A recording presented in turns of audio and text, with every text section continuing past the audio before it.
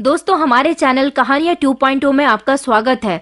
दोस्तों, आज की ये कहानी एक ऐसे लड़के की है जिसने हवस और बदले की आग में 2 खानदानों को बर्बाद कर दिया।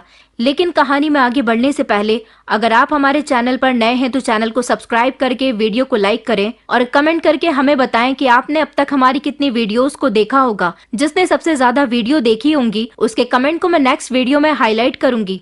मेरा नाम अनिल है। मैं कोई मामूली इंसान नहीं हूँ। मैं एक ऐसा इंसान हूँ जिसने एक आम इंसान होते हुए भी काफी सारे घिनौने अपराध किए। आज मैं आप लोगों को अपनी एक ऐसी दुख भरी दास्तां सुनाना चाहता हूँ जिसको सुनकर शायद आप लोग भी हैरान रह जाएंगे, क्योंकि मेरी ये कहानी आपको दिलचस्प लगेगी और साथ ही साथ आपको ये भी पता चलेगा कि मुझ जैसा इंसान किस तरह अपराधी बनता है। कुछ दिनों के बाद मुझे फांसी की सजा हो जाएगी, क्योंकि मैंने काम ही कुछ ऐसे किए थे। लेकिन जेल में ही बैठकर मैं ये कहानी आप लोगों तक पहुंचाना चाहता हूं, ताकि आपको भी मेरी हकीकत के बारे में पता चल सके।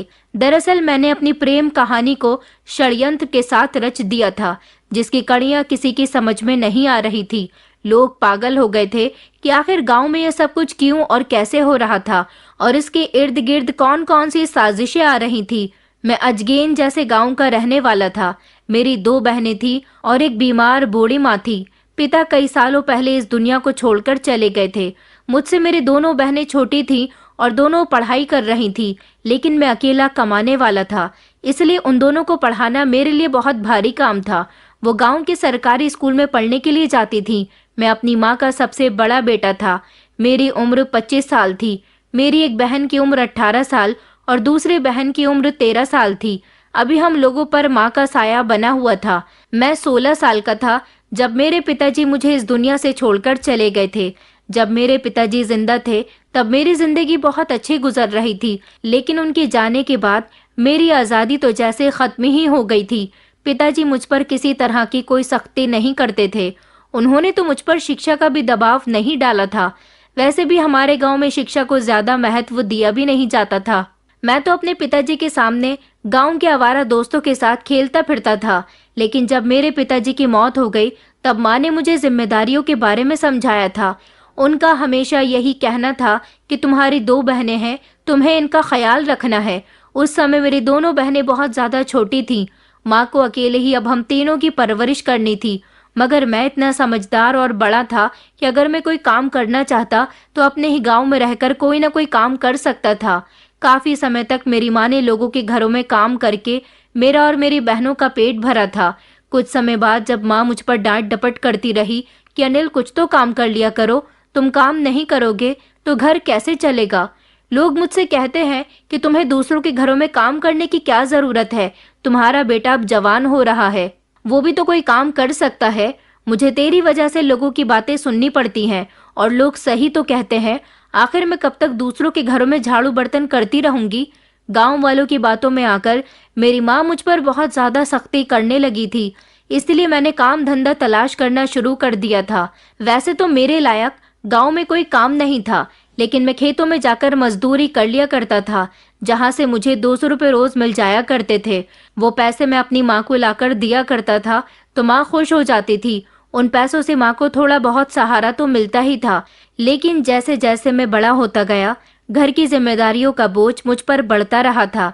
अब मैं गांव में ही रहकर काम नहीं, बल्कि जहां मुझे काम मिलता मैं वहीं पर काम कर लिया करता था। मुझसे बहुत सारे काम आ गए थे। हमारे गांव में कुछ लोग ऐसे भी थे जो काम करने के लिए शहर जाया करते थे, तो मैं उनके साथ चला जाता था। धीरे धीरे मैंने अपने घर के हालातों को बदल लिया था। अब मेरी बहनें भी जवान हो गई थी। माँ ने उन्हें सिलाई कढ़ाई करना सिखा दिया था। वो इन छोटे मोटे कामों को करके पैसे कमा लिया करती थी। लेकिन अब वो काफी हद तक बीमार रहने लगी थी, क्योंकि उन्हें डायबिटीज की बीमारी हो गई थी। माँ कहती थी कि मेरी दोनों बहनें कोमल और कंचन की शादी कम उम्र में ही कर देना चाहती हैं, मगर मेरे पास अभी उनकी शादी का बंदोबस्त नहीं था।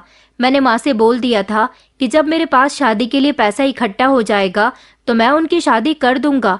वैसे भी अभी उन दोनों की ही उम्र शादी की नहीं है। लेकिन मेरी माँ को तो हमेशा उनकी शादी की फिक्र लगी रहती थी, जबकि घर में सबसे बड़ा मैं था। वो चाहती तो मेरे बारे में भी सोच सकती थी। फिलहाल मेरे बारे में मेरी माँ नहीं सोचती तो क्या हुआ, मैं खुद अपने बारे में सोच लिया करता था।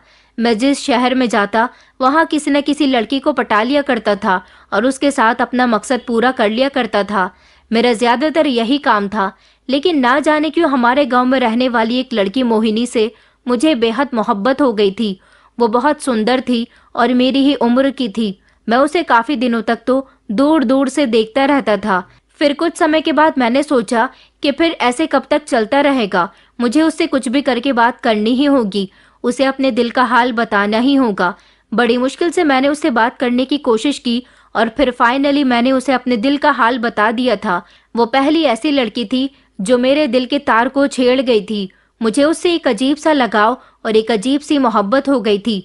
बाकी बहुत सारी लड़कियों के साथ मैं अभी तक फ्लर्ट कर चुका था, लेकिन वो एक ऐसी लड़की थी जिसके लिए मेरे दिल में मोहब्बत जाग उठी थी। मोहिनी से धीरे धीरे मेरी बातचीत शुरू हो गई थी। फिर मुझे पता चला कि मोहिनी हमारे गांव की नहीं है। दरअसल वो तो यहाँ जब से उसकी बड़ी बहन की शादी हुई है तब से अपनी बड़ी बहन के साथ आकर उसके ससुराल में रहने लगी है। वो हमारे गांव के बड़े कुएं के पास रहती थी जहाँ से ज्यादातर लोग पानी भरने जाते थे। वो जगह हमारे गांव की जानी मानी जगह थी। मैं भी किसी न किसी बहाने उसके घर के इर्द गिर्द चक्कर लगाता रहता था।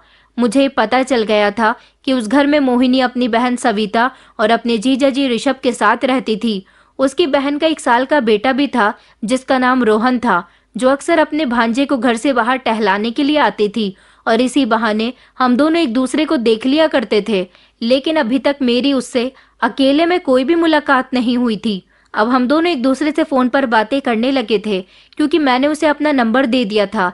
मेरे पास तो स्मार्टफोन था मगर उसके पास एक छोटा सा सेल फोन था। उसने मेरा नंबर अपने किसी दोस्त के नाम से सेव किया हुआ था और वो रात के समय अपनी बहन और जीजा जी के सो जाने के बाद दूसरे कमरे में जाकर बात किया करती थी। गांव में उनका छोटा सा ही घर था। सुना था कि उसके माता पिता इस दुनिया में नहीं है, इसलिए उसकी बहन को उसकी फिक्र हुई और वो उसे अपने साथ लेकर आ गई थी। हम दोनों की बातचीत इसी तरह से होने लगी। लेकिन अब मैं उससे मिलना चाहता था, इसलिए मैंने उसे गांव के पीछे वाले रास्ते पर मिलने के लिए बुला लिया। वो मेरे एक बार के ही कहने पर मुझसे मिलने के लिए आ गई थी और इसके बाद हम दोनों एक दूसरे से मुलाकातें करने लगे। वो मेरे लिए बहुत सीरियस थी और मुझसे बहुत मोहब्बत करती थी। अब हम दोनों हमेशा इसी तरह से गांव के पीछे वाले रास्ते पर मिलते रहते थे। वहां ज्यादातर शाम के समय कोई नहीं जाता था क्योंकि वो रास्ता जंगल को भी जाता था। कभी कभी ऐसा भी हुआ था कि जंगल से 1-2 जानवर निकलकर उस रास्ते पर आकर टहलने लगते थे और उन्होंने लोगों को नुकसान पहुंचाना भी शुरू कर दिया था। इसलिए उस रास्ते पर कोई भी शाम के समय जाने से कतराता था। हम दोनों वहां मिलते थे। मैं कभी तो शहर काम करने के लिए चला जाता तो कभी गांव आ जाता था। अब मैंने शहर की लड़कियों पर डोरे डालने बंद कर दिए थे क्योंकि मेरा काम ज्यादातर दिल्ली जैसे शहर में ही होता था। क्योंकि वहां जब भी काम आता मेरे साथ के लड़के मुझे काम करने के लिए बुला लिया करते थे। मेरे पीछे मोहिनी को मेरी बहुत याद आती थी। वो फोन पर मुझसे बात करके कहती थी कि तुम्हें देखे हुए बहुत दिन हो गए हैं। मैं उसकी मोहब्बत में इस कदर गिरफ्तार हो गया था कि मैंने इधर उधर लड़कियों को पटाना छोड़ दिया था। मगर दिल्ली में जो मेरे दोस्त थे वो हमेशा मुझसे यही कहा करते थे कि तुमने क्यों लड़कियों से दूरी बना ली है। लड़कियों को अपने प्यार के जाल में फंसाकर उनके साथ मोहब्बत करने में जो मजा है वो कहीं और नहीं। ऐसा लगता है कि तुम किसी दूसरी दिशा में जा रहे हो। वो लोग मुझसे मजाक में कह रहे थे, लेकिन मैं बहुत खुश था क्योंकि अब मुझे उनकी मजाक से कोई फर्क नहीं पड़ता था। ना ही मुझे फिक्र थी कि मुझे लड़कियां पटानी है।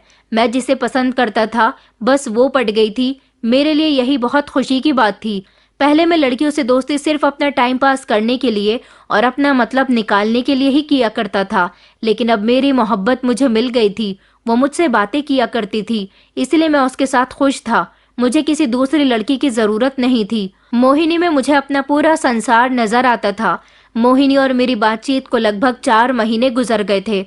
अब की बार जब मैं दिल्ली से अपने गांव गया तो वहां जाने के बाद मेरी मुलाकात मोहिनी से हुई और उसके कुछ दिनों बाद मेरे और मोहिनी के साथ एक हादसा हो गया। वो हादसा ये था कि मैंने मोहिनी के मोबाइल पर कॉल की तो फोन उसकी बहन ने उठाया था। मुझे पता नहीं चला कि मोहिनी की बहन बोल रही है। मैंने मोहिनी के नंबर से कॉल रिसीव होते ही कहा कि मोहिनी, तुम कहाँ हो? मैं कितनी देर से तुम्हें फोन कर रहा हूँ, तुम्हारा नंबर नहीं लग रहा था। मैं तुमसे मिलना चाहता हूँ, जल्दी से आ जाओ। मैं अभी आधे घंटे में पहुंच रहा हूँ। मेरी बात सुनते ही मोहिनी की बहन कहने लगी कि तुम कौन बोल रहे हो। मुझे नहीं पता था कि फोन पर उसकी बहन बोल रही है, लेकिन मेरा दिल अचानक घबराने लगा था। मेरे होश उड़ने लगे। मैंने कहा, मैं तो सोहन बोल रहा हूँ। मजबूरन मुझे उनको अपना नाम बताना पड़ गया था। उन्होंने उसी समय मोबाइल की स्क्रीन पर नंबर चेक किया जो सोनिया के नाम से सेव था। वो मेरी पूरी बात सुन चुकी थी। मैंने तो घबराकर फोन ही बंद कर दिया था, लेकिन मेरी वजह से मोहिनी पर बहुत डांट पड़ी थी। उसकी बहन ने उसे बहुत मारा था और जीजा जी ने उसे बहुत डांट लगाई थी। मुझे मोहिनी की बहुत फिक्र हो रही थी। मैं उससे मिलना चाहता था, उससे बात करने की कोशिश कर रहा था, लेकिन उसका फोन तो बंद जाने लगा था। मैं समझ गया था कि अब मेरी और मोहिनी की मोहब्बत अधूरी रह गई है, क्योंकि उधर घर में मोहिनी की अच्छी खासी क्लास लग गई थी। उसे मजबूर कर दिया गया था मुझे भुलाने पर। मोहिनी ने अपनी बहन और जीजा को मेरे बारे में सब कुछ बता दिया था। उसकी बहन और जीजा को मुझ पर बहुत गुस्सा आया था। उन्होंने मोहिनी से सख्ती से मना कर दिया था कि उसे मुझसे कभी नहीं मिलना और ना ही मुझसे कोई कांटेक्ट रखना है। उन दोनों पति पत्नी ने तो उसका मोबाइल भी छीन लिया था। कुछ दिन इसी तरह से गुजर गए थे। मैं मोहिनी से बात किए बिना पागल हो गया था। इधर घर में मेरी बहन की भी शादी आ गई थी। मैंने अपनी बहन की जैसे तैसे शादी कर दी थी। इस सब में 1 महीना गुजर गया। मेरे दिल से मोहिनी का ख्याल बिल्कुल भी नहीं गया था। मैं अभी भी मोहिनी की तलाश में लगा रहता था और अपना चेहरा छुपाकर उसके घर के इर्द गिर्द घूमता रहता था कि किसी भी समय मोहिनी निकले और मैं उससे बात कर लूं। और फिर फाइनली एक दिन मुझे मोहिनी घर से निकलती हुई दिखाई दे गई थी। मैं उसे जबरदस्ती खींचकर खामोशी से गांव के पीछे वाले रास्ते पर ही ले गया था, जहां हम दोनों मिला करते थे। वहां मोहिनी और मेरा बहुत झगड़ा हुआ था। मोहिनी ने कहा कि मुझे मेरे बहन और जीजा जी ने तुमसे मिलने के लिए मना किया है, मुझे तुमसे कोई बात नहीं करनी। मैंने कहा, तुम पागल हो गई हो, मैं तुमसे मोहब्बत करता हूँ, भला तुम्हें ऐसे कैसे छोड़ सकता हूँ। लेकिन वो तो मेरी बात सुनने और समझने के लिए तैयार ही नहीं थी। उसने कहा, मुझे तुमसे कोई बात नहीं करनी, यहाँ मैं अपनी बहन के ससुराल में रह रही हूँ, मुझे उनका कहना मानना ही होगा। अगर मैंने उनकी मर्जी के खिलाफ कोई काम किया तो वो लोग मुझे मेरे चाचा चाची के पास भिजवा देंगे, और मेरे चाचा चाची बिल्कुल भी अच्छे लोग नहीं हैं। मैं अपनी जिंदगी तबाह नहीं करना चाहती, इसलिए मुझे अपनी जिंदगी उनके मुताबिक ही गुजारनी होगी। मैंने कहा, तुम मेरी बात का यकीन करो, मैं तुम्हें बहुत खुश रखूंगा, मैं तुम्हारे घर खुद रिश्ता लेकर आऊंगा। लेकिन उसका कहना था कि मैं तुम्हारे बारे में अपने जीजा जी को पहले ही बता चुकी हूँ। जीजा जी तुम्हें अच्छे से जानते हैं, उन्होंने मुझे तुमसे दूर रहने के लिए कहा है। उन्होंने कहा है कि तुम ना तो अच्छा कमाते हो और ना ही तुम अच्छे इंसान हो। मेरी दीदी मेरी शादी किसी अरे गहरे के साथ नहीं करना चाहती। मैंने कहा, तुम मेरी मोहब्बत पर शक कर रही हो, मैं कितने समय से तुम्हारे कांटेक्ट में हूँ। तुम तो मुझसे मोहब्बत के वादे किया करती थी, अब तुम्हें क्या हो गया? तुम अपनी बहन और जीजा जी की बातों में आकर मुझे छोड़ रही हो। देखो, मैं तुमसे दूर नहीं रह सकता। मैं जैसे ही ये बात कहता हुआ उसके करीब गया तो उसने मुझे जोर से धक्का दिया और मुझसे दूर हो गई। कहने लगी कि मुझे तुम्हारे साथ नहीं रहना, और तुम क्यों मुझसे दूर नहीं रह सकते, सब कुछ ठीक हो जाएगा। मैंने कहा, तुम मेरी बात को समझो, मैं सब ठीक कर दूंगा, लेकिन जो तुम कर रही हो उससे कुछ भी ठीक नहीं होगा। वो कहने लगी कि अच्छा ठीक है, मैं तुम्हारी बात मान लूंगी, लेकिन तुम्हें कुछ दिनों के लिए यहाँ से जाना होगा। अगर तुम्हें किसी ने मेरे साथ देख लिया तो अच्छा नहीं होगा। अब की बार तो तुम पर भी मुसीबत आ जाएगी। जीजा जी ने मेरी वजह से तुमसे कुछ नहीं कहा, वरना उन्हें बहुत गुस्सा आ रहा था। वो तो उसी समय तुम्हारे घर लड़ने के लिए आ रहे थे, लेकिन अब अगर उन्होंने हम दोनों को एक साथ देख लिया तो वो तुम्हें भी मार देंगे और मुझे भी। प्लीज तुम यहाँ से चले जाओ। मैंने कहा कि मैं कहाँ जाऊं? तो वो कहने लगी, तुम कुछ दिनों के लिए दिल्ली चले जाओ, तुम तो वहां पर जाते रहते हो ना काम के लिए। मैंने कहा, अच्छा ठीक है, मैं चला जाऊंगा तो सब कुछ ठीक हो जाएगा क्या? तो वो कहने लगी कि हाँ, सब कुछ ठीक हो जाएगा, तुम मेरी खातिर जैसा मैं कहती हूँ वैसा ही करो। मैंने उसकी बात मान ली थी और मैं उससे 3 महीने के लिए दूर चला गया था। गांव में मेरे कुछ दोस्त थे जो मेरे और मोहिनी के बारे में अच्छी तरह से जानते थे। मैंने अपने दोस्तों को सतर्क किया था कि मेरे जाने के बाद वो लोग मोहिनी पर अपनी नजर रखा करें और मोहिनी की हर अपडेट मुझे फोन पर देते रहा करें। इसलिए मुझे मेरे दोस्त मोहिनी की हर खबर दे दिया करते थे। मैंने अभी भी कई बार मोहिनी से फोन पर बात करने की कोशिश की थी, लेकिन मोहिनी का नंबर अभी भी बंद जा रहा था। मैंने सोचा था कि मैं जब यहाँ से वापस जाऊंगा तब तक मोहिनी सब कुछ ठीक कर देगी, उसकी बहन और जीजा जी का गुस्सा भी ठंडा हो जाएगा। शायद वो मेरे लिए उन दोनों को मना ले। लेकिन कुछ समय के बाद ही मेरे पास खबर आ गई कि मोहिनी के जीजा जी और उसकी बहन ने गांव के ही रहने वाले धीरज के साथ उसका रिश्ता पक्का कर दिया है और वो उस धीरज के साथ मिलती भी है। उसकी उससे फोन पर भी बात होती है। सुना है कि मोहिनी ने अपना मोबाइल नंबर चेंज कर दिया है। ये खबर सुनकर तो मेरे तन बदन में आग लग गई थी और मुझे यकीन भी नहीं आया था कि क्या सच में मोहिनी मेरे साथ बेवफाई कर रही है और उसने मुझे धोखा दिया। उसने जानबूझकर मुझे दिल्ली शहर भेज दिया ताकि मैं उससे दूर हो जाऊं और वो मेरे पीछे धीरज के साथ इश्क लड़ाए। मुझे उस पर बहुत गुस्सा आया था। मैं उसी समय दिल्ली से निकल गया था और जैसे ही मैं गांव आया तो मेरी नजरें मोहिनी पर ही टिकी हुई थी। मैंने अब अपनी आंखों से मोहिनी को धीरज के साथ मिलते हुए देख लिया था। मैं समझ गया था कि वो मेरी आंखों में धूल झोंक रही थी। जानबूझकर उसने ये कहानी बनाई कि उसकी बहन और जीजा जी ने मुझे उससे दूर रहने के लिए कहा है। मैंने ठान लिया था कि मैं मोहिनी से अपना बदला जरूर लेकर रहूंगा, चाहे जो हो जाए। उन्हीं दिनों अचानक मेरी माँ की तबीयत खराब हो गई। मैं अपनी माँ को लेकर दिल्ली शहर उनका इलाज करवाने के लिए चला गया था। मैं जहाँ किराए के फ्लैट में वहां जाने के बाद रहता था, इसी तरह मैंने अपनी माँ के साथ वहां रहना शुरू कर दिया जब तक उनका इलाज चल रहा था, क्योंकि मैं रोज रोज शहर से गांव का आना जाना भी नहीं कर सकता था। इसी दौरान मेरी मुलाकात एक लड़की से हुई जो दिल्ली के ही एक छोटे से गांव की रहने वाली थी। मेरी उससे मुलाकात अस्पताल में हुई थी। वो उसी अस्पताल में नर्स की नौकरी करती थी जहां पर मेरी माँ एडमिट थी। वो मुझसे बातें किया करती थी। मैंने सोचा कि मुझे अपनी मोहब्बत को दिल से निकाल देना चाहिए। वैसे भी मोहिनी तो मुझे धोखा दे ही चुकी है, इसलिए मैंने उस लड़की सीमा के साथ फ्लर्ट करना शुरू कर दिया।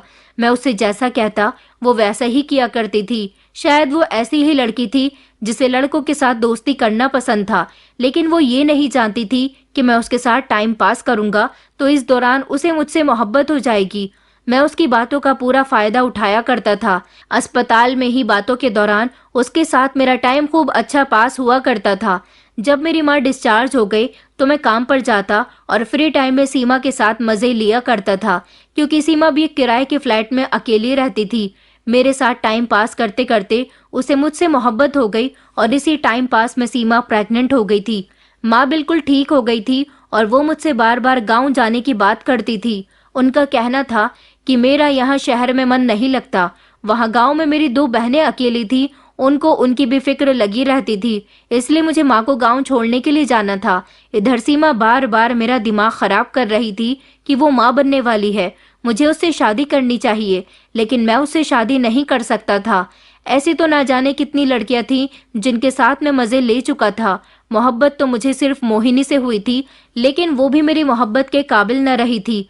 कुछ भी करके मोहिनी से तो मुझे बदला लेना था, लेकिन इस सीमा ने मेरा बुरी तरह से पीछा ले लिया था। वो बार बार एक ही बात को दोहराती थी कि मैं माँ बनने वाली हूँ और मुझे तुमसे शादी करनी है। मैंने उसे कई बार कहा था कि तुम बच्चा गिराने वाली दवाई खा लो, लेकिन वो मेरी बात नहीं सुन रही थी। उसका यही कहना था कि ये बच्चा हम दोनों की मोहब्बत की निशानी है, मैं इस बच्चे को नहीं खोना चाहती। मैंने कहा लेकिन मैं तुमसे मोहब्बत नहीं करता। उसका यही कहना था कि तुम भले ही मुझसे मोहब्बत नहीं करते, मोहब्बत तो मैं भी तुमसे नहीं करती थी, हम दोनों सिर्फ टाइम पास कर रहे थे, लेकिन इस टाइम पास के दौरान मुझे तुमसे मोहब्बत हो गई है और मैं अब तुम्हारे बच्चे की माँ बनने वाली हूँ। इसकी खातिर तुम्हें मुझसे शादी करनी ही पड़ेगी। बड़ी मुश्किल से मैंने उसे समझाया था, तब जाकर उसने मुझे गाँव अपनी माँ को छोड़ने जाने की परमिशन दी थी। मैं जैसे ही इधर गाँव में अपनी माँ को लेकर आ गया, तभी मुझे पता चला था कि मोहिनी की धीरज के साथ मंगनी हो गई है। यहाँ गांव में रहते हुए मुझे 4 महीने गुजर गए थे। सीमा बार बार मुझे शहर आने के लिए बोल रही थी, लेकिन अब मैं सीमा से छुटकारा पाना चाहता था। मैंने उसे कहा था कि वो इस बच्चे को खत्म कर दे। वो मेरी बात नहीं मान रही थी। उसने मुझे ब्लैकमेल करना शुरू कर दिया कि अगर तुमने मुझसे शादी नहीं की तो मैं तुम्हारी कंप्लेंट पुलिस में दर्ज करवा दूंगी, तुम्हें पुलिस के हवाले कर दूंगी और तुम्हारे पूरे परिवार को भी अरेस्ट करवा दूंगी। वो मुझे बहुत ज्यादा परेशान करने लगी थी, इसलिए अब मुझे उसका कोई ना कोई हल निकालना था। सीमा के चक्कर में मैं मोहिनी को भूल चुका था। मैंने सीमा से फोन करके उसे भरोसा दिलाया कि मैं तुमसे शादी करूंगा। मैं उससे मिलने के लिए दिल्ली चला गया था। वो मेरी बात सुनकर खुश हो गई थी। उसे यकीन हो गया था कि मैं सच में उससे शादी करने वाला हूँ। उसने कहा कि अच्छा ठीक है, तो चलो हम लोग कोर्ट मैरिज कर लेते हैं। मैंने कहा अरे जब मेरी माँ यहाँ थी तो हम लोग उनके सामने कोर्ट मैरिज करते, तब ज्यादा बेहतर रहता। लेकिन मेरा पूरा परिवार तो गांव में है और मैं अपनी माँ और अपनी बहनों को छोड़कर कोई काम नहीं कर सकता। वो कहने लगी कि अच्छा ठीक है, तो तुम मेरे साथ मेरे माता पिता से मिलने चलो, मैं उनको तुम्हारी और अपनी शादी के बारे में बता दूंगी। मुझे उम्मीद है कि वो कभी भी हम दोनों के रिश्ते से इनकार नहीं करेंगे। मैंने कहा, अरे अरे तुम इतनी हाइपर क्यों हो रही हो? पहले हम लोग गांव चलेंगे और उसके बाद तुम मुझे अपने माता पिता से मिलवा देना, क्योंकि मेरी माँ इतनी आसानी से हम दोनों के रिश्ते के लिए तैयार नहीं होगी। तुम्हारे माता पिता तो समझो शादी के लिए तैयार ही हैं, तो पहले क्यों ना वो काम करते हैं कि जो मुश्किल है। मेरी बात अच्छी तरह से सीमा के दिमाग में बैठ गई थी। उसने कहा, तो ठीक है, मैं तुम्हारे साथ गाँव चलने के लिए तैयार हूँ। वो मेरे साथ गाँव आने के लिए तैयार हो गई थी। मैं उस दिन ऐसे समय पर दिल्ली से गाँव जाने की ट्रेन में बैठा था जब हमें गाँव पहुँचते पहुँचते रात हो गई थी। रात के समय जल्दी ही हमारे गांव के लोग अपने अपने घरों में चले जाते थे। ज्यादातर हमारे गांव की सड़कें सुनसान ही रहती थी। मैं सीमा को खेतों वाले रास्ते की तरफ लेकर आया था और वहां आने के बाद सीमा और मैं बातें करते करते खेतों के रास्ते से गुजर रहे थे। सीमा अपना पेट पकड़कर चल रही थी। उसे चलने में बहुत तकलीफ हो रही थी क्योंकि काफी दूर तक वो मेरे साथ चलते चलते आ गई थी और ऐसी कंडीशन में उसके लिए ज्यादा चलना ठीक नहीं था। मैंने खामोशी से अपनी जेब से चाकू निकाला और सीमा की पीठ पर वार कर दिया। सीमा को जैसे ही पता चला कि मैंने उस पर वार किया है, उसकी आंखें तो फट गई थी। वो कुछ भी बोलने काबिल न रही थी। मैंने दोबारा से उस पर चाकू से वार किया और वो जमीन पर गिर गई थी। दूसरे वार ने उसकी जान ले ली थी और अब वो कोई भी हरकत नहीं कर पा रही थी। मैंने खेतों की साइड में ही नाले के पास खुदाई करनी शुरू कर दी ताकि उसकी लाश को ठिकाने लगा सकूं। मैंने खुदाई करने के बाद उसकी लाश को गड्ढे में डाल दिया था, लेकिन उसको दफनाने से पहले मैंने चाकू से उसका चेहरा बुरी तरह से कुचल दिया था ताकि कभी उसकी लाश यहाँ से निकली जाए तो उसकी लाश की पहचान न हो सके। और जिस हथियार से मैंने उस पर वार किया था वो हथियार मैंने अपनी जेब में रख लिया था। सीमा को मैं ठिकाने लगा चुका था। अब मुझे सीमा से कोई डर नहीं था। इससे मेरा पीछा छूट चुका था। अगले दिन मैंने उस चाकू को भी गांव की नदी में फेंक दिया था। इससे ये हुआ कि किसी को पता नहीं चलेगा कि सीमा को मैंने मार दिया है और उसकी लाश को भी ठिकाने से लगा दिया है। उधर सीमा के माता पिता सीमा को ढूंढ रहे थे। जब उन लोगों को पता चला कि उनकी बेटी कई दिनों से अपने फ्लैट से गायब है, अस्पताल में नौकरी पर भी नहीं आ रही है, तो उन्होंने अपनी बेटी के गायब होने की पुलिस में कंप्लेंट दर्ज करवाई। इस दौरान हमारे गांव के किसान चंपक दास की बेटी भी गांव से लापता हो गई थी, जिसको वो और उसकी पत्नी बुरी तरह से तलाश कर रहे थे, मगर न जाने उसकी बेटी कहाँ चली गई थी। वो किसी लड़के के साथ भाग गई थी या उसे किसी ने किडनैप कर लिया था। यह हादसा कई दिनों पहले का था और मुझे भी सीमा को जान से मारे हुए लगभग 20 दिन गुजर गए थे। अब मेरा अगला टारगेट मोहिनी थी। मैं मोहिनी को उसके घर से अगवा करना चाहता था।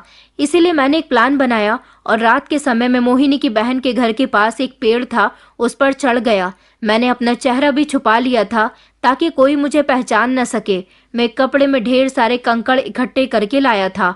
वो कंकड़ मैंने मोहिनी की बहन के घर की छत पर बरसाने शुरू कर दिए। रात के लगभग 2 बजे का समय था और गांव के लोगों के लिए रात के 2 बजे का समय का मतलब आधी रात का समय होता है। आधी रात के समय इस तरह छत पर कंकड़ बरसने की आवाज सुनकर मोहिनी के घर में हलचल मच गई थी। उसके घर की छत टीन से बनी हुई थी, इसलिए कंकड़ों की आवाज आसपास के घरों में भी आ रही थी, जिसकी वजह से गांव के काफी सारे लोग जाग गए और मोहिनी की बहन के घर में भी हलचल मच गई थी। वहां से भी सारे लोग घर से बाहर निकल आए थे और उनको लगा कि छत पर कंकड़ की बारिश हो रही है। उसके घर के आगे बहुत सारे लोगों की भीड़ जमा हो गई थी, जबकि उसके घर से भी सारे लोग बाहर निकलकर खड़े हो गए थे। मेरे पास उसके घर के अंदर जाने का बहुत अच्छा मौका था, इसलिए पीछे की खिड़की से घर के अंदर दाखिल हो गया था, जहां मुझे कोई देख न सके। मैंने सबका ध्यान भटका दिया था। जैसे ही मैं घर के अंदर दाखिल हुआ, मैंने देखा कि इस शोर शराबे की वजह से मोहिनी भी घर से बाहर चली गई है। घर में कोई भी नहीं था, सब लोग घर के बाहर थे। मुझे गुस्सा आया कि मोहिनी को किडनैप करने के लिए मैं घर के अंदर आया था, लेकिन यहाँ तो मोहिनी नहीं थी। तभी अचानक मेरी नजर मोहिनी के भांजे पर गई, जिसका नाम चीकू था। उसका 7 साल का भांजा। मैंने उसे बड़ी गौर से देखा, जो गहरी नींद में सो रहा था। मैंने सोचा कि किडनैप करने के लिए तो ये भी बुरा नहीं है, इसलिए मैंने उसे ही किडनैप कर लिया और खामोशी से उसके मुंह पर कपड़ा बांधकर उसे खिड़की के रास्ते से अपने साथ ले गया था।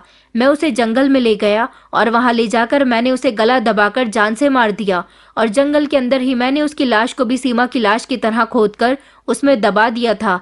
इस तरह चीकू भी अपनी जान से चला गया था। चीकू ने मेरा कुछ नहीं बिगाड़ा था, ये सब तो मोहिनी की बहन और उसके जीजाजी की वजह से हुआ था।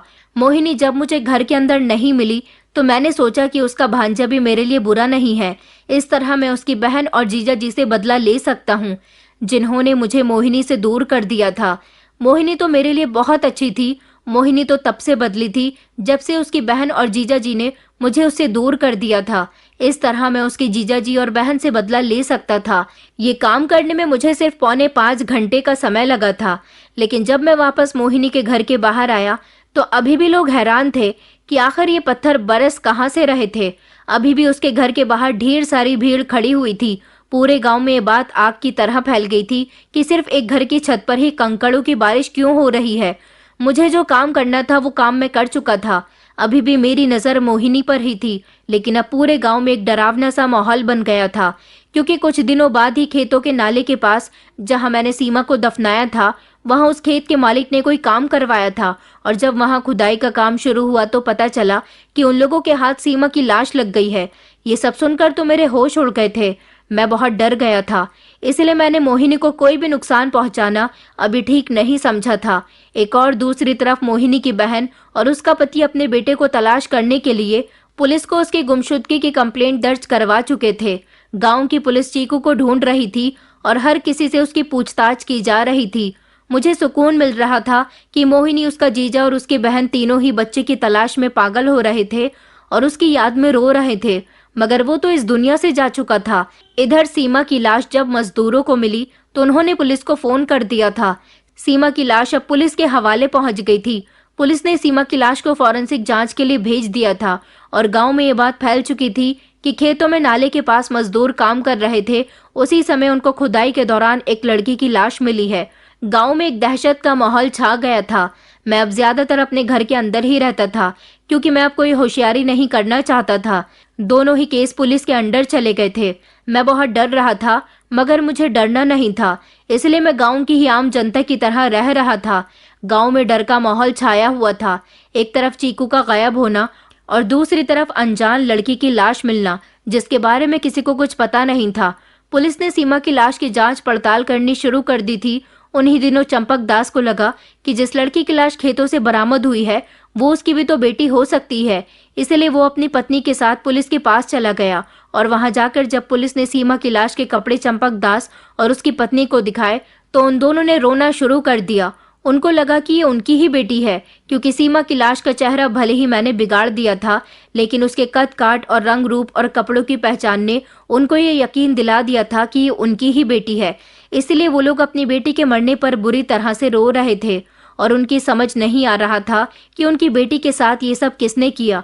मगर सच क्या था ये तो मैं जानता था, ना तो वो उनकी बेटी करिश्मा थी। मुझे कुछ सुकून मिल गया था कि अब पुलिस को भी ये यकीन हो जाएगा कि ये लड़की सीमा नहीं बल्कि चंपक दास की ही बेटी है। चंपक दास की बेटी के बारे में भी गांव में बहुत सारी अजीब अजीब तरह की बातें बन रही थी। अभी तक चीकू के बारे में भी पुलिस को कुछ पता नहीं चला था। पुलिस ने सीमा की लाश की फॉरेंसिक जांच करवाने के बाद ये पता लगा लिया था कि वो मां बनने वाली थी। ये खबर जब चंपक दास को पता चली कि उसकी बेटी की गांव में बहुत बेइज्जती हुई थी, सब लोगों को लगता था कि जरूर उसका कोई बॉयफ्रेंड रहा होगा, उसने ही उसे जान से मार दिया था। ये सारी कड़ियां भले ही एक दूसरे से जुड़ी हुई नहीं थी, लेकिन ऊपर वाला मेरी मदद कर रहा था। उधर सीमा के माता पिता ने भी दिल्ली पुलिस में सीमा के नाम की रिपोर्ट दर्ज करवा दी थी। एक ही साथ हमारे गांव में दो हादसे हो जाने पर गांव के सारे ही लोग बुरी तरह से घबराए हुए थे। मुझे लगता था कि मेरी सच्चाई कभी भी खुलकर नहीं आएगी, किसी को भी सच्चाई के बारे में पता नहीं चलेगा, इसलिए मैं अपनी जिंदगी को बड़ी बेफिक्री से गुजार रहा था। इधर चंपक दास भी अपनी बेटी की वजह से बहुत परेशान था कि आखिर कौन था जिसके साथ मेरी बेटी का अफेयर चल रहा था। पुलिस ने पूरे गांव में पूछताछ कर ली थी कि कोई तो ऐसा जरूर होगा जिसका रिश्ता चंपक दास की बेटी करिश्मा के साथ होगा। पुलिस ने उसके दोस्त, जान पहचान, रिश्तेदार, आस पड़ोसी हर किसी से पूछताछ कर ली थी, लेकिन पुलिस को करिश्मा के बारे में कुछ भी खबर नहीं मिल रही थी। मैं अपनी बहनों से फोन पर बात करता था। वो मुझे चंपक दास की बेटी के बारे में सब कुछ बता दिया करती थी, क्योंकि गांव में इन दिनों चीकू और करिश्मा के बारे में ही ज्यादातर लोग बातें कर रहे थे। मैं अभी दिल्ली में दोबारा से काम करने के लिए आ गया था, लेकिन अब मैंने इस दौरान किसी भी लड़की से कोई संबंध नहीं बनाए थे। यहाँ बहुत आराम से मैं काम कर रहा था। कुछ दिन गुजरने के बाद दिल्ली पुलिस मुझे तलाश करती हुई मेरे फ्लैट तक पहुंच गई और वहां मुझे अरेस्ट कर लिया गया। मेरी कुछ समझ नहीं आया कि मुझे क्यों अरेस्ट किया गया है। दिल्ली पुलिस मुझे अपने साथ गांव ले गई थी और वहां ले जाने के बाद मेरे पैरों तले से जमीन निकल गई थी कि पुलिस के हाथ सारे सबूत लग चुके थे जो मेरे खिलाफ जा रहे थे। ये सब जानकर तो मेरे होश उड़ गए थे। मुझे नहीं पता था कि पुलिस ने मुझे किस तरह से पकड़ा, लेकिन मैं अभी भी पुलिस से यही कह रहा था कि मैंने कुछ नहीं किया। आखिर आप लोगों ने मुझे अरेस्ट क्यों किया है? तभी मेरे सामने मोहिनी को बैठा दिया गया था। मैं पूरे 1 महीने दिल्ली शहर में रहा। अचानक ऐसा क्या हुआ कि वहां पुलिस ने मुझे अरेस्ट किया और मुझे यहाँ लेकर आ गई। मुझे तो पक्का यकीन था कि पुलिस चीकू के गायब होने में और सीमा को मारने में मुझे पकड़ ही नहीं सकती, क्योंकि मैंने कोई सबूत छोड़ा ही नहीं था। कोई भी ऐसा सबूत पुलिस को नहीं मिला था जो मेरी तरफ इशारा कर सके, क्योंकि मैंने तो हथियार भी गायब कर दिए थे और चीकू को तो मैंने गला दबाकर मारा था। लेकिन कानून के हाथ बहुत लंबे होते हैं। कानून जब आरोपी को पकड़ने के लिए सख्त हो जाता है तो किसी भी तरह आरोपी को पकड़ ही लेता है। ये बात साबित हो गई थी कि आरोपी मैं ही हूँ। दरअसल जब मैं यहाँ से दिल्ली चला गया था तब मुझे ये बात पता नहीं थी कि करिश्मा जिंदा है। करिश्मा तो सिर्फ गांव से गायब हुई थी और गांव वालों को लगता था कि खेतों की जमीन से जो लाश निकली है वो लाश करिश्मा की है। पुलिस को भी यही लगता था कि करिश्मा मर चुकी है, लेकिन करिश्मा ने मेरे जाने के कुछ दिनों बाद चंपक दास मतलब अपने पिता को फोन किया था और उनसे फोन पर कहा था कि मैं बिल्कुल ठीक हूँ और अहमदाबाद में हूँ। कुछ दिनों बाद मैं आप लोगों से मिलने के लिए आऊंगी। आप लोग मेरी फिक्र मत करना। उसने किसी लैंडलाइन नंबर से फोन किया था। पुलिस ने जल्दी से उस नंबर का पता लगवाया और चंपक दास की बेटी करिश्मा को अहमदाबाद से सही सलामत हिरासत में ले लिया था। करिश्मा जिंदा थी तो ये सवाल पैदा होता था कि जिस लड़की की लाश हमारे गांव के खेतों से बरामद हुई है वो लड़की कौन है। ये सब भी कोई नहीं जान पा रहा था।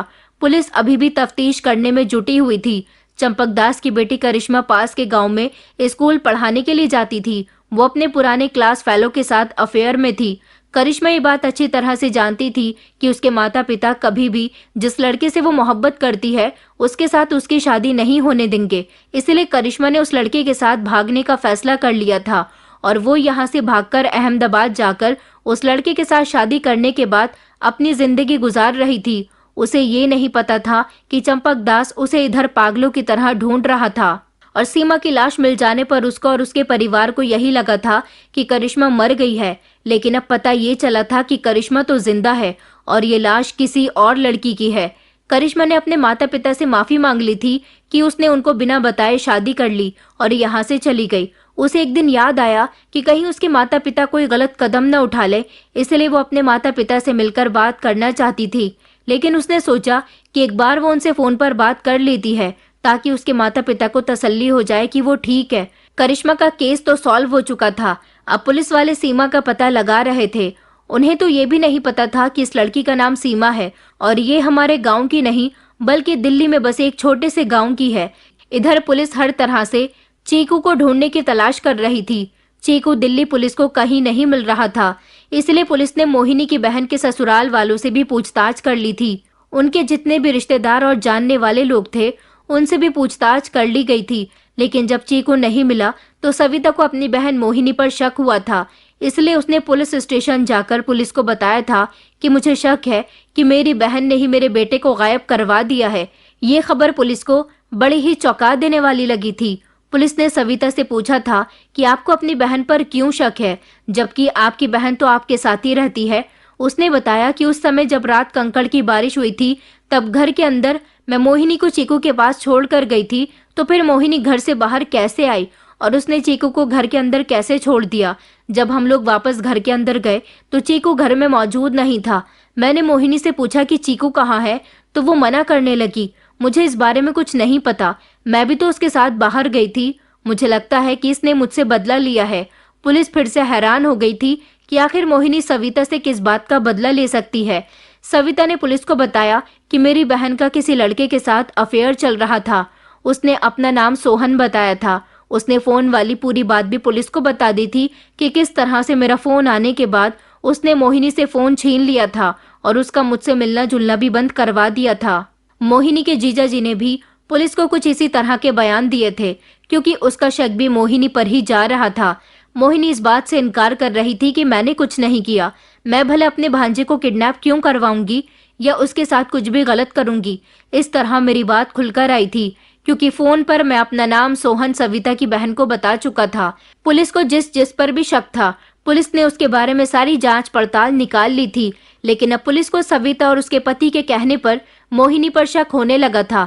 इसलिए मोहिनी से पुलिस वालों ने मेरे बारे में सब कुछ पूछ लिया था, मगर मोहिनी का यही कहना था कि सोहन ऐसा नहीं कर सकता। इन लोगों के कहने पर मैं सोहन को भूल गई हूँ और इन्होंने जहाँ मेरा रिश्ता तय किया है, मैं उसके साथ जिंदगी गुजारने के लिए तैयार हूँ। पुलिस शक के दायरे में तो सबको ले लेती है, इसलिए पुलिस वाले मेरे घर गए और वहां जाकर उन्होंने मेरी माँ और बहनों से बात की। उन्होंने मेरे बारे में पूछा तो उन्हें पता चला कि मैं दिल्ली में हूँ, इसलिए उन्होंने दिल्ली पुलिस से मुझे अरेस्ट करने के लिए कहा और यहाँ लाने को कहा। जैसे ही मुझे यहाँ लाया गया तो पुलिस ने मेरे साथ सख्ती से बर्ताव करना शुरू कर दिया। मुझे नहीं पता था कि पुलिस किस तरह से पूछताछ करती है। मेरा सामना पुलिस से पहली बार हुआ था। मुझसे पहले जितने लोगों से भी पुलिस पूछताछ कर चुकी थी, उनका अंदाज इसी तरह का था जैसा मेरे साथ था। लेकिन जिन लोगों ने कुछ नहीं किया था, वो अपना गुनाह कैसे कबूल कर सकते थे। मगर मैंने तो चीकू की हत्या की थी, इसलिए पुलिस की सख्ती से मैं डर गया था और डर कर मैंने अपना आरोप पुलिस को बता दिया। पुलिस को जब सब कुछ सच पता चला तो पुलिस हैरान रह गई थी और फिर उन्होंने मेरे साथ मारपीट भी की। मेरी बूढ़ी माँ, उनको जब ये पता चला कि उनका बेटा गिरफ्तार हो चुका है, वो पुलिस के पास आई थी और उन्होंने मुझे छुड़ाने की मांग की, मगर पुलिस मुझे छोड़ने के लिए तैयार नहीं थी, क्योंकि मैं अपना गुनाह कबूल कर चुका था। साथ ही साथ मैं पुलिस को ये भी बता चुका था कि हमारे गांव में जो लड़की की लाश मिली है, उसको भी मैंने ही मारा था। मेरी सारी सच्चाई गाँव वालों के और पुलिस के सामने आ गई थी। सब लोगों के होश उड़ गए थे कि मैं भोला भाला दिखने वाला इंसान इस तरह 2 हत्याएं भी कर सकता हूँ। चीकू को मारने की वजह तो मैंने पुलिस को बता दी थी कि मैं चीकू को किडनैप करने के बहाने घर के अंदर नहीं घुसा था और वो कंकड़ की बारिश भी मैंने ही की थी, ताकि सबका ध्यान भटक सके। घर के अंदर के लोग घर के बाहर चले जाएं और मुझे पीछे के रास्ते से घर के अंदर जाने का मौका मिल जाए। लेकिन मुझे नहीं पता था कि मोहिनी घर से बाहर चली गई। मैं तो मोहिनी को किडनैप करने के लिए आया था, क्योंकि वो मुझे धोखा दे रही थी। लेकिन मेरे सामने चीकू आ गया, इसलिए मैंने चीकू को ही किडनैप कर लिया। मुझे लगा कि इस तरह मैं मोहिनी की बहन और उसके जीजा जी से बदला ले सकूंगा, और सीमा को मैंने इसीलिए मारा ताकि मैं सीमा से छुटकारा हासिल कर सकूं। सीमा मेरे बच्चे की माँ बनने वाली थी और अब वो मुझे धीरे धीरे ब्लैकमेल करने लगी थी। जहां मैं एक तरफ ये सोचता था कि मोहिनी मुझे धोखा दे रही है, उधर मैंने कभी अपने गिरेबान में झांकने की कोशिश भी नहीं की कि मैं तो न जाने कितनी बार मोहिनी को धोखा दे चुका था, न जाने कितनी लड़कियों के साथ मेरे संबंध रह चुके थे। यहाँ तक कि मैंने सीमा के साथ भी बहुत गलत किया, जबकि सीमा मेरे लिए बहुत सीरियस थी। चीकू और सीमा की हत्या के आरोप में मुझे गिरफ्तार कर लिया गया था और मुझे कड़ी से कड़ी सजा हुई। मेरी माँ मुझे बचाने की हर तरह से कोशिश करती रही, लेकिन उनकी कोशिश नाकाम रही। जब उनको मेरी सारी सच्चाई के बारे में पता चल गया, तब उन्होंने हार मान ली और अपने बेटे को सजा दिलवाना ही उनका मकसद बन गया। उन्होंने कहा कि मेरे बेटे के साथ पुलिस जो कर रही है बिल्कुल ठीक है, वो इसी लायक है। मोहिनी जेल में मुझसे मिलने के लिए आई थी। उसने कहा, मैं तो मजबूरी की वजह से तुमसे अलग हुई थी। हाँ, धीरज के साथ मैं मुलाकात करने लगी थी, मेरी उसके साथ फोन पर बात भी होने लगी थी, लेकिन मैं अभी भी तुमसे मोहब्बत करती हूँ, क्योंकि मैं मजबूर थी और तुमने तो अपने दिमाग में मेरे खिलाफ ना जाने कैसे कैसे प्लान बनाने शुरू कर दिए थे। धीरज मुझसे मोहब्बत करता था, ये मोहब्बत सिर्फ एक तरफा थी। मैं तो तुमसे मोहब्बत करती थी, मगर मुझे खुशी होती है कि तुम जैसा आरोपी मेरी जिंदगी से निकल गया। तुम मुझे नुकसान पहुंचाने आए थे, लेकिन तुमने मेरे बदले मेरे भांजे को मार दिया। आखिर उस मासूम बच्चे की क्या गलती थी? तुमने इस तरह न जाने कितनी जिंदगियां बर्बाद कर दी। तुम्हारी बहन और माँ तुम्हारे बिना जानते हो क्या होगा उनका। तुमने किसी के बारे में कुछ नहीं सोचा, बस एक के बाद एक गलत काम करते रहे। और वो लड़की जिसकी तुमने हत्या की है, उसके माता पिता बहुत गरीब लोग थे। उनकी बेटी अस्पताल में नर्स की नौकरी करके अपना घर चला रही थी। उन बूढ़े माता पिता का सहारा भी तुमने उनसे छीन लिया और अपने परिवार को भी लाचार बना दिया। मुझे तुमसे घिन आती है सोहन। ये सारी बातें सुनाकर वो चली गई थी। मैं भी अपने आप से नफरत करने लगा हूँ, क्योंकि मोहब्बत की आड़ में मैं बहुत कुछ गलत कर बैठा था। मेरा केस अदालत में चल रहा है। सीमा के माता पिता भी चाहते हैं कि मुझे कड़ी से कड़ी सजा होनी चाहिए, और चीकू के माता पिता भी यही चाहते हैं। अभी मेरे खिलाफ कोर्ट ने कोई भी एक्शन नहीं लिया। मुझे अभी जेल आए हुए 2 दिन हुए हैं। मैंने आप लोगों तक अपनी कहानी इसीलिए पहुंचाई ताकि आप लोग भी गलत काम करने से पहले अपने पीछे के लोगों के बारे में सोच लें। ऐसा ना हो कि जब आपकी हकीकत दुनिया के सामने आए, आपसे ज्यादा सजा आपसे जुड़े हुए लोगों को मिले, जिन्होंने कुछ नहीं किया होता, लेकिन फिर भी उन्हें आपकी वजह से तकलीफ मिलती है। दोस्तों, आप सोहन की जगह होते तो आप क्या करते? हमें कमेंट करके जरूर बताएं। दोस्तों, उम्मीद करती हूँ आपको हमारी कहानी पसंद आई होगी। कहानी पसंद आई है तो वीडियो को लाइक करें, चैनल पर नए हैं तो चैनल को सब्सक्राइब करें, और हाँ, नोटिफिकेशन बेल को जरूर दबाएं ताकि अगली अपडेट सबसे पहले आपको मिले।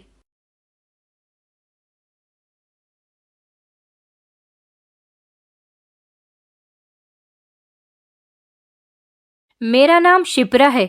मेरी शादी को 3 साल हो गए थे। उत्तर प्रदेश के एक छोटे से इलाके में मेरी शादी हुई थी।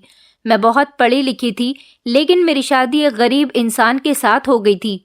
मेरा पति सिर्फ 5वीं कक्षा तक ही पढ़ा हुआ था।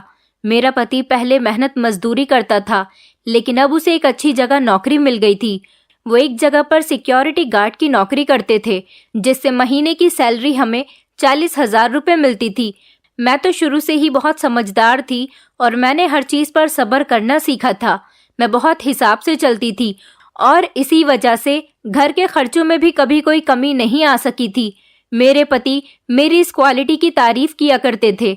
यही वजह थी कि कभी हमें मुश्किलों का सामना नहीं करना पड़ा था। कभी भी मैंने अपने पति से ऐसी किसी चीज की डिमांड नहीं की थी जिसको दिलाना मेरे पति के बस की बात नहीं हो। मैं हर चीज का इस्तेमाल बहुत ही संभाल कर करती थी। इसलिए मेरे पति इस मामले में खुद को बहुत खुशकिस्मत समझते थे कि मेरी वजह से उनके घर के खर्चे पूरे हो जाते थे। वो जितना भी कमा कर लाते थे, मैं उसमें ही एडजस्ट कर लेती थी, और तो और उन्हें काफी सारे पैसे जोड़कर भी दिखा दिया करती थी। मेरे पति मेरी नंद के पीछे मेरी तारीफ किया करते थे। वो मुझे बताते थे कि मेरी बहन शुरू से ही फिजूल खर्च कर रही है। उसने कभी भी घर में पैसों पर रहना सीखा ही नहीं। पहले जब मैं मजदूरी किया करता था तो वो हमेशा मुझे ताने ही दिया करती थी, और अब वो अपने पति को ये ताने देती है। तभी तो वो शुरू से ही अपना घर नहीं बसा सकी। काश मेरी बहन भी तुम्हारी तरह ही कम पैसों पर ही गुजारा करना सीख लेती। दरअसल मेरी नंद मेरे पति से 4 साल बड़ी थी, लेकिन वो मेरे पति पर उनकी माँ जितना ही हक जमाती थी, और मेरी नंद ने हमेशा मेरे पति पर अपने बड़े होने का रौब जमाए रखा था। मेरे पति भी अपनी दीदी की बहुत इज्जत करते थे। कभी उन्होंने उन्हें बुरा भला नहीं कहा था। हमेशा उनकी इज्जत की थी और हमेशा उनकी हर बात को माना था। यही वजह थी कि मेरी नंद को बहुत ईगो था और वो हर महीने हमारे घर रहने के लिए आ जाती थी। मेरी शादीशुदा जिंदगी बहुत अच्छी गुजर रही थी और मेरी एक बेटी भी थी। धीरे धीरे मेरी शादी को 7 साल हो गए थे। मेरी बेटी का नाम निवेदिता था। फिर मेरी एक बेटी और पैदा हो गई, उसका नाम वंदिता था। मेरी दोनों ही बेटियां बड़ी ही प्यारी थी। वैसे तो मेरी ससुराल में सिर्फ मेरी नंद के अलावा कोई नहीं था। मेरे सास ससुर तो काफी सालों पहले ही मर चुके थे। जब मैं शादी करके अपनी ससुराल आई तो यहाँ पर मेरे पति के अलावा सिर्फ मेरी नंद ही थी, जो मुझे हमेशा ताने देती रहती थी। उसकी भी शादी मेरी शादी से 5 महीने पहले ही हुई थी, लेकिन कभी मेरी नंद ने मुझे समझने की कोशिश ही नहीं की, मुझसे कभी अच्छे से बात नहीं की, और ना ही कभी उसने मुझसे दोस्ती करने की कोशिश की। हमेशा ही वो मुझे अपनी भाभी समझकर तंग करती थी। वो नॉर्मल नंदू की तरह अपनी भड़ास मुझ पर निकालती थी। उसके घर में जैसी भी प्रॉब्लम होती तो वो मुझे आकर ताने दिया करती थी कि मेरे भाई ने तो तुम्हें रानी बनाकर रखा है। कभी वो इस बात पर लड़ने आ जाती थी कि तुम मेरे भाई को बेटे का सुख नहीं दे सकी हो। बेटियां पैदा करके उनका बोझ मेरे भाई के कंधों पर डाल दिया। यहाँ तक कि तब मेरी छोटी बेटी का जन्म हुआ था तो मेरी नंद ने बहुत ही हंगामा मचाया था। वो कह रही थी कि मैं तो इस आस में बैठी हुई थी कि मेरे भाई का बेटा होगा, मैं भी अपने भतीजे को गोद में लेकर खिलाऊंगी, लेकिन तुमने तो मेरी उम्मीदों पर पानी ही फेर दिया। अब ना जाने कब मुझे अपने भतीजे का सुख नसीब होगा। मेरा पति तो अपनी बेटियों से भी बहुत प्यार करता था और अपनी बेटियों से बहुत खुश रहता था, क्योंकि उन्हें शुरू से ही बेटियां बहुत पसंद थीं। वो अपनी फैमिली से बहुत प्यार करता था। शुक्र है कि मेरे पति ने अपनी बहन की बातों में आकर हमें कभी कोई ताना नहीं दिया, ना ही मुझे कभी इस बात का ताना दिया था कि मैंने 2 बेटियां पैदा की हैं, जबकि मेरी नंद की तो पूरी कोशिश थी कि वो किसी तरह मेरा हंसता बसता हुआ परिवार उजाड़ सके। उन्होंने तो कई लड़कियां भी मेरे पति को दिखाना शुरू कर दी थी। मेरा पति ही उन्हें डांट कर चुप करवा दिया करता था कि वो दूसरी शादी नहीं करना चाहते। वो अपनी पत्नी और अपनी बेटियों के साथ बहुत खुश हैं। लेकिन मेरी नंद बहुत चालाक थी। वो कहाँ अपनी हरकतों से बाज आने वाली थी। वो हमेशा मेरे पति से घर जाकर यही कहती कि मैं तुम्हें नहीं कहती थी कि तुम दूसरी शादी कर लो, कम से कम तुम्हें एक बेटा तो मिल जाएगा। अब ये ना जाने कैसी औरत ले आए हो जो 2 बेटियों के बाद भी तुम्हें एक बेटा तक नहीं दे सकी। अब मुझसे पूछो, एक बेटा और एक बेटी तुम्हारे जीजा जी को दी है, तब भी मेरे ससुराल वाले मुझसे खुश नहीं रहते। मैं जब भी अपनी बेटियों के लिए नए कपड़े लेकर आती तो मेरी नंद उनको अपनी बेटी के नाम पर उठाकर ले जाया करती थी, क्योंकि उन्हें यह हजम नहीं होता था कि मेरी बेटियां नए कपड़े पहनती हैं और उनकी बेटी पुराने। क्योंकि मेरी नंद मेरे पति की इकलौती बहन थी, क्योंकि उनके माता पिता बचपन में ही मर गए थे। खराब वक्त और हालात ने मेरी नंद को चिड़चिड़ा बना दिया था। मुस्कुराना तो जैसे वो भूल ही गई थी। मेरी नंद के अंदर इस कदर जहर भर चुका था कि अगर उसे कोई सांप भी काट ले तो उसके बजाय सांप को ही अस्पताल भेजना पड़ जाए। अपने पति की बार बार नौकरी छोड़ने की वजह से मेरी नंद बहुत तंग आ चुकी थी।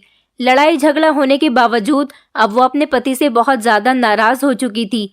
सारी उम्र उन्होंने नौकरी की थी, इसलिए हालात से बहुत तंग आ चुकी थी।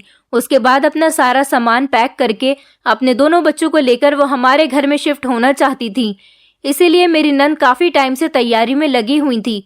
मेरे पति ने अपनी बहन को रहने के लिए एक अलग से कमरा दे दिया था, जहां जरूरत का हर सामान मौजूद था। अब इंतजार था तो मेरी नंद के घर आने का, और फिर वो शुभ घड़ी भी आ गई जब मेरी नंद अपना सारा बोरिया बिस्तर उठाकर मेरे घर में आ गई थी। मेरे पति ने मेरी नंद की परेशानी को समझते हुए मुझे और मेरी बेटियों को फिर से समझा दिया कि देखो, तुम लोग तो मेरी दीदी का बिहेवियर अच्छी तरह से जानती हो, इसलिए उनको यहाँ पर किसी चीज की कोई परेशानी नहीं होनी चाहिए। मेरे पति ने मुझसे खास तौर पर कहा कि शिप्रा, मेरी बहन और उसके बच्चों का तुम्हें बहुत ख्याल रखना होगा। मुझे उनकी तरफ से किसी तरह की कोई शिकायत सुनने को ना मिले। मेरी बेटी ने मुझे देखा और उसने अपनी मासूम सी शक्ल को लटका लिया। हम तीनों माँ बेटी खामोशी से अपने अपने काम में लग गए थे। मैं किचन में आ गई और मेरी दोनों बेटियां खेलने के लिए चली गईं। मेरी नंद और उसके बच्चों के घर में आ जाने से कोई भी खुश नहीं था, क्योंकि मेरी नंद की आदत बिल्कुल भी अच्छी नहीं थी। मेरी बेटियां भी उन्हें बुरा कहती थी। मैं बहुत सीधी सादी थी, इसलिए मेरा पति मुझसे जैसा कहता मैं वैसा ही कर लिया करती थी और अपनी बेटियों को भी समझा देती थी। हर किसी के चेहरे पर बस मेरी नंद के आ जाने से जबरदस्ती की मुस्कुराहट थी। कोई भी दिल से खुश नहीं था। मैं तो बस इस सोच में पड़ गई थी कि पता नहीं अब मेरी नंद को मुझसे क्या शिकायत होने वाली है। मैं जानती थी कि मैं अगर फूंक फूंक कर कदम भी रखूंगी तो मेरी नंद फिर भी मेरी गलती निकाल ही लेंगी। मेरे पति ने मुझे यही बताया कि उनके ससुराल वाले उन्हें परेशान रखते हैं, तभी तो वो ऐसी हो गई हैं। मेरी नंद ने घर आते ही एक एक चीज को ध्यान से देखा। पहले ही मैं बहुत सोच समझकर चलती थी, लेकिन अब मेरी नंद के आ जाने से तो बहुत ज्यादा खर्चे होने लगे थे। पहले जो मैं पैसे जोड़ लिया करती थी, अब उनमें से कुछ भी नहीं बच पाता था। मेरे पति पर भी डबल जिम्मेदारी आ गई थी। वो किसी के बंगले में सिक्योरिटी गार्ड की नौकरी करते थे। अब तो बहन के आने पर उन्होंने अपनी बहन को कुछ कहने के बजाय अपनी नौकरी की टाइमिंग्स बढ़ा दी थी। वो जो टाइम हमारे साथ स्पेंड किया करते थे, अब वो अपना सारा टाइम नौकरी पर ही गुजार देते थे। मैं और मेरी बेटियां तो बहुत ही परेशान थीं, लेकिन मेरी नंद को लगता था कि मेरा पति नोट छाप रहा है। वो नोट छापते हैं तो हमारी अय्याशी से जिंदगी गुजर रही है। मेरी बेटियां तो सरकारी स्कूल में पढ़ती थीं।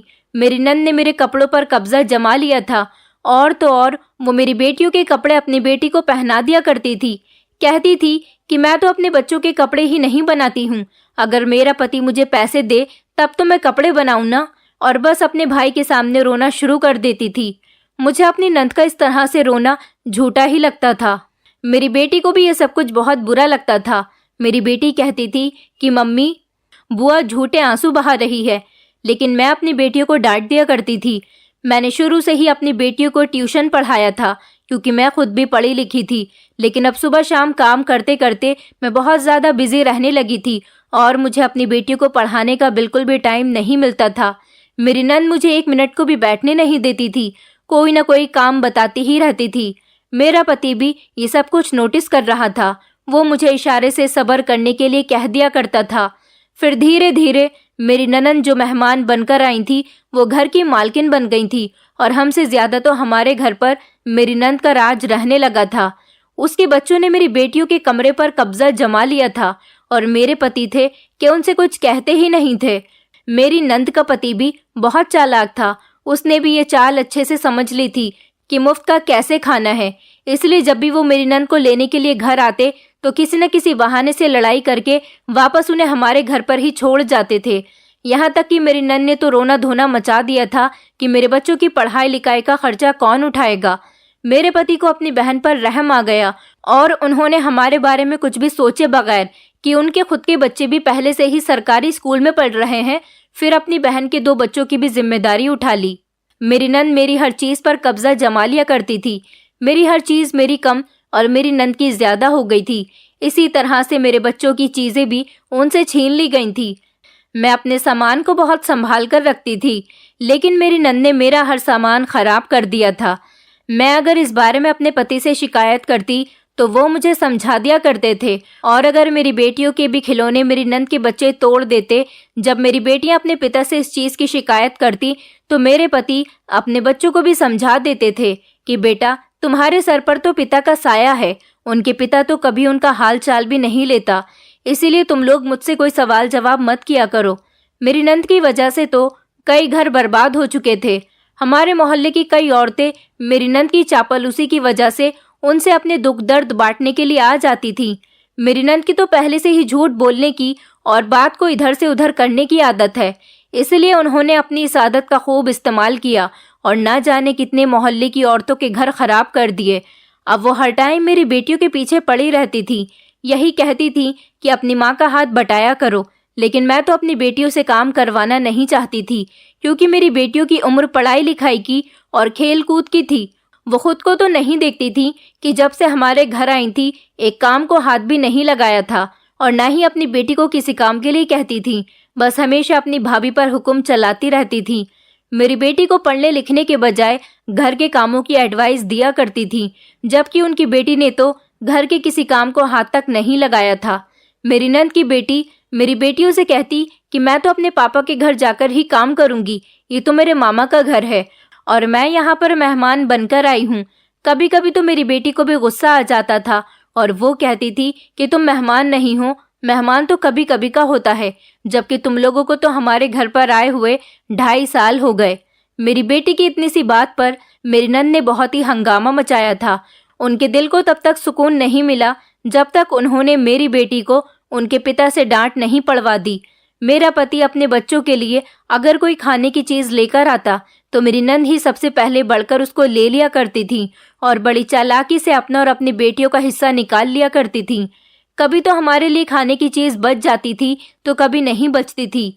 मैं तो हमेशा खामोशी से चुपी रहती थी और अपनी बेटियों को भी खामोश रहने की सलाह देती थी, क्योंकि मुझे पता चल गया था कि कुछ कहने का भी कोई फायदा नहीं है। जबकि अगर कोई भी चीज है वो मेरा पति मेरे और मेरी बेटियों के लिए लेकर आता है, जिस पर मेरी नंद अपना कब्जा जमा लेती है। दौलत के लालच ने मेरी नंद की आंखों पर पट्टी बांध दी थी। वो अपने बच्चों को यही समझाती थी कि मामा से जितना बटोरना चाहते हो बटोर लो। ऐसा नहीं था कि मेरी नंद का पति उसे महीने के खर्च के पैसे नहीं भेजता था, लेकिन इन पैसों को मेरी नंद कहीं खर्च नहीं करती थी, बल्कि अपने बच्चों के लिए बैंक में जमा करवा देती थी। कहती थी कि ये ख्याल मुझे पहले क्यों नहीं आया, जो पहले वो यहाँ पर मेहमान बनकर आती रहती थी। अब वो मेरे घर को अपना समझने लगी थी। कहती थी कि ये मेरे पिता और भाई का घर है, इसमें मेरा हिस्सा भी तो है। मैंने जिंदगी में कभी हिस्सा नहीं मांगा। अब मैं यहाँ रहने आ गई हूँ तो तुम लोगों को परेशानी हो रही है, जबकि इस घर में मेरा भी हिस्सा है और मैं इस घर में अपने हिस्से में रह रही हूँ। मेरा पति हमेशा उनकी बात पर अपना सर झुका दिया करता था और उनकी हर बात में हाँ में हाँ मिला देता था। मेरी नंद के माता पिता जब बचपन में मर गए थे तो उन्होंने अपने भाई का ख्याल रखा था और उसके लिए खाना और घर की सारी जिम्मेदारी मेरी नंद के कंधों पर ही आ गई थी। जब मेरा पति बड़ा हुआ तो मेरी नंद ने नौकरी करना छोड़ दी। फिर मेरा पति कमा कर लाता तो अपनी बहन के हाथ पर पैसे रखता था। वो महीने का खर्च चलाती थी, लेकिन फिर भी उन्हें मेरे पति से शिकायत रहती थी। जब वो 20 साल की हो गई तो मेरे पति ने अपनी शादी से पहले उनकी शादी कर दी और उसके कुछ महीनों बाद ही अपनी शादी भी कर ली, क्योंकि मेरे पति को परेशानी होने लगी थी। मेरी नंद की शादी हो गई तो उन्हें अपने ससुराल में बहुत परेशानी आने लगी थी। वो बात बात पर अपने भाई को ताना देती थी कि मेरी शादी कहाँ करवा दी है, क्योंकि गरीब फैमिली में उनका गुजारा नहीं होता था। वो मेरे पति से कहती कि तुमने मेरे लिए अमीर फैमिली क्यों नहीं ढूंढी। अगर मेरे माता पिता जिंदा होते तो मेरा भला सोचते और मेरी शादी कभी भी गरीब लोगों में नहीं करवाते। पहले भी सारी उम्र गरीबी ही देखी है, अब आगे भी गरीबी ही देखूंगी। मेरे पति उन्हें बहुत समझाते रहे और शादी से पहले तो कई बार उनके ससुराल में उनको पैसे भी देकर आए थे। फिर मेरी नंद ने मुझे पसंद करके मेरी शादी अपने भाई के साथ करवा दी थी और फिर जब मैं अपने ससुराल में सुखी रहने लगी तो उनको ये सब कुछ हजम नहीं हुआ। अब मेरा घर बिगाड़ने के लिए वो खुद यहाँ पर परमानेंट शिफ्ट हो गई थी। मेरी नंद के बच्चे मेरे बच्चों के साथ सरकारी स्कूल में पढ़ते थे, लेकिन रोज वहाँ पर कोई ना कोई चीज गुमाते थे। मेरी नंद का बेटा तो हर टाइम लड़कियों के पीछे पड़ा रहता था। उसकी बहुत सारी शिकायतें मेरे पति को मिलती थी। वो अपनी बहन को बहुत समझाते थे कि अपने बेटे को समझाया करो, इन सब चक्करों में ना पड़े, लेकिन वो उल्टा ही मेरे पति पर गुस्सा करने लग जाती थी और उनसे कहती कि हम तुम्हारे घर में रह रहे हैं, इसलिए तुम्हें इस बात से ऐतराज है। टीचर भी हमेशा मेरे बेटे के पीछे पड़ी रहती है। मेरे बच्चे ने तो कभी सरकारी स्कूल में पढ़ाई नहीं की। अब अपने माँ के हालात देखते हुए उन्होंने यहाँ एडमिशन ले लिया, लेकिन यहाँ तो हमेशा टीचर मेरे बच्चों पर झूठा इल्जाम लगाकर हमेशा उनकी इंसल्ट करती रहती है। मेरी दोनों बेटियां बड़ी हो रही थी। मैंने अपनी बेटियों को बहुत अच्छे संस्कार दिए थे।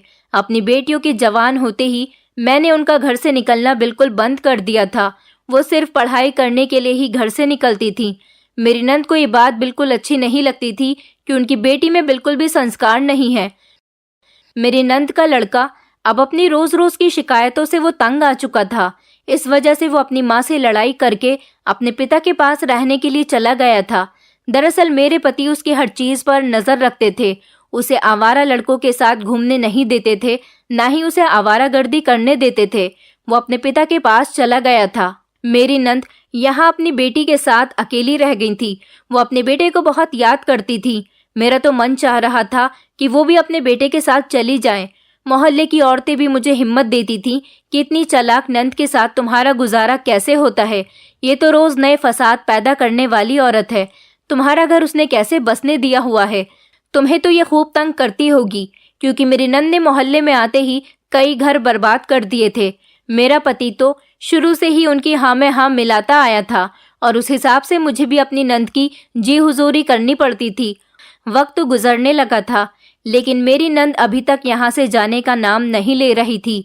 मेरी बेटियों ने इंटर कर लिया था। मेरी नंद का कहना था कि अपनी बेटियों को आगे पढ़ाकर क्या करोगी, जबकि मैं अपनी बेटियों को पढ़ा लिखाकर कामयाब बनाना चाहती थी। क्योंकि मैं तो गरीब होने की वजह से ज्यादा पढ़ी लिखी होने के बावजूद भी कोई नौकरी नहीं कर सकी थी, क्योंकि मेरे पेरेंट्स ने जल्दी ही मेरी शादी कर दी थी। लेकिन मैं अपनी बेटियों को बहुत पढ़ाना चाहती थी और चाहती थी कि मेरी बेटियां अपने पैरों पर खड़ी हों और नौकरी करें। और मेरी बेटियों को पढ़ने का शौक भी था, जबकि मेरी नंद की बेटी को तो पढ़ने का बिल्कुल भी शौक नहीं था। अभी तक वो 8th क्लास में ही पढ़ी हुई थी, क्योंकि इससे पहले कई बार वो फेल हो चुकी थी। मेरी नंद को लगता है कि पढ़ी लिखी लड़कियों की जबान लंबी होती है और उनसे कोई आसानी से शादी नहीं करना चाहता। मेरी दोनों बेटियां मेरी नंद की बेटी से हर बात में बहुत अच्छी थी। मेरी छोटी बेटी बहुत खूबसूरत थी। उसकी खूबसूरती अगर कोई देखता तो दंग रह जाता था, क्योंकि वो पूरी की पूरी मुझ पर गई थी। मैं भी इतनी ही खूबसूरत थी। और मेरी बड़ी बेटी अपने पिता पर गई थी, जबकि वो भी अच्छी थी। जबकि मेरी नंद की बेटी सांवली रंगत की और मोटी सी थी, जिसकी वजह से मेरी नंद मेरी दोनों बेटियों से बहुत जलती थी। वक्त गुजरने लगा और मेरी नंद कहती थी कि मेरा बेटा अब कमाने लगा है, देखना अब वो मुझे पैसे दिया करेगा। ये बात सही थी कि मेरी नंद का बेटा बहुत पैसे कमाने लगा था, लेकिन वो पैसे कैसे कमाता था और कहाँ उड़ाता था, इस बारे में हम लोगों को तो कुछ भी नहीं पता था। मेरे पति ने कई बार मेरी नंद से इस बारे में पूछने की कोशिश भी की, पर मेरी नंद ने उन्हें कुछ नहीं बताया। हम लोगों ने ये सुना था कि मेरी नंद का बेटा कहीं से बहुत सारे पैसे कमा कर लाता है। वो कोई मेहनत मजदूरी भी नहीं करता, लेकिन पता नहीं क्यों उसके पास पैसे कहाँ से आते हैं। वो कभी कभी अपनी माँ से हमारे घर मिलने के लिए आता तो अपनी माँ को भी पैसे दिया करता था। मेरी नंद अपने बेटे से पैसे लेकर बहुत ज़्यादा खुश होती थी और अपने बेटे की बहुत तारीफ करती थी। उनका कहना था कि जल्द ही मैं लोगों के सर से बोझ बनकर उतर जाऊंगी, क्योंकि मेरा बेटा अपने पैरों पर खड़ा हो गया। मुझे तो ये बात हजम नहीं होती थी कि मेरी नंद का बेटा इतने सारे पैसे आखिर लाता कहाँ से है। मेरे पति ने इस बात की छानबीन निकालने की कई बार कोशिश की, लेकिन उन्हें कुछ नहीं पता चल सका। उन्होंने कई बार अपनी बहन से भी इस बारे में शिकायत की कि तुम्हें अपने बेटे से पूछना चाहिए कि वो इतने बहुत सारे पैसे बिना मेहनत किए कहाँ से ला रहा है। मेरी नंद को इस बात पर गुस्सा आ गया और उन्होंने मेरे पति से कहा कि तुम मेरे बेटे पर इल्ज़ाम लगा रहे हो। तुम्हारे इसी इल्ज़ाम की वजह से तो वो एक दिन इस घर को छोड़कर चला गया था। अब वो जब अपने पैरों पर खड़ा हो गया तब भी तुम लोगों को मेरा बेटा बुरा लगता है। मेरा बेटा एक दुकान पर नौकरी करता है। वहाँ पर उसकी बहुत ज़्यादा मेहनत देखकर उसे उसी के हिसाब से पैसे दिए जाते हैं, लेकिन तुम लोगों का तो मन ही नहीं भरता मेरे बेटे की शिकायत किए बगैर ही। हम लोग कुछ भी समझ नहीं पा रहे थे, लेकिन अचानक ही कुछ ऐसा हुआ जिसकी हमें उम्मीद नहीं थी। लेकिन कुछ दिनों बाद ही मेरी नंद का बिहेवियर हम लोगों के साथ धीरे धीरे अच्छा हो गया। यहाँ तक कि वो मेरी बेटियों को भी बहुत पसंद करने लगी और प्यार करने लगी। मुझे तो ये बात हजम नहीं हो रही थी, क्योंकि जिस औरत की आदत इतने सालों से एक ही घर में रहते हुए अपनी भतीजियों के लिए ठीक नहीं हुई, अब अचानक एकदम से कैसे ठीक हो गई थी। लेकिन मैंने नोटिस किया था कि इन दिनों मेरी नंद का बेटा हमारे घर पर बहुत आ रहा था और मेरी नंद से चुपके चुपके न जाने क्या बात किया करता था। अगर मेरी बेटियां या मैं उनके आसपास से भी गुजरती तो वो खामोश हो जाते थे और हमारे सामने किसी भी तरह की कोई बात नहीं करते थे। फिलहाल हमने इस बात को इग्नोर किया। मैंने गौर किया था कि मेरी नंद मेरी छोटी बेटी से बहुत प्यार से बात करती थी और हमेशा उसे अपनी बेटी बेटी कहकर पुकारती थी। मेरी नंद की बेटी का बिहेवियर भी मेरी बेटियों के साथ बहुत अच्छा हो गया था। दिन इसी तरह से अच्छे से गुजर रहे थे। मेरे पति को जब ये बात पता चली कि उनकी बहन का बिहेवियर अब हमारे साथ बहुत अच्छा हो गया है, वो कभी हमें किसी बात पर ताने नहीं देती और ना ही मेरी बेटियों पर रोक टोक करती है, वो अब अच्छी हो गई है। मेरे पति कहने लगे कि मैं तो जानता ही था कि एक न एक दिन मेरी बहन मेरी बेटियों को भी अपनी बेटी ही समझेगी। वो जबान की बुरी है लेकिन दिल की बुरी नहीं है। मेरी बहन बहुत अच्छी है। अब मेरी नंद इन दिनों हम लोगों के साथ बहुत अच्छी रह रही थी, लेकिन एक दिन मेरी नंद ने कहा कि मैं तुम्हारी छोटी बेटी को अपने साथ बाजार लेकर जाना चाहती हूँ। उन्होंने बड़े प्यार से कहा तो मैंने भी परमिशन दे दी। मेरी नंद की बेटी की तबीयत ठीक नहीं थी, इसलिए मेरी नंद मेरी बेटी को बाजार ले गई। क्योंकि मेरी बेटी भी अब उनके साथ काफ़ी घुल मिल गई थी, इसलिए उनके हर काम को प्यार से कर दिया करती थी। मुझे इसमें कोई शिकायत नहीं थी, इसलिए मैंने अपनी बेटी को अपनी नंद के साथ मार्केट जाने के लिए भेज दिया था। मेरी नंद को मार्केट से कुछ काम था, इसलिए वो मेरी बेटी को लेकर चली गई थी।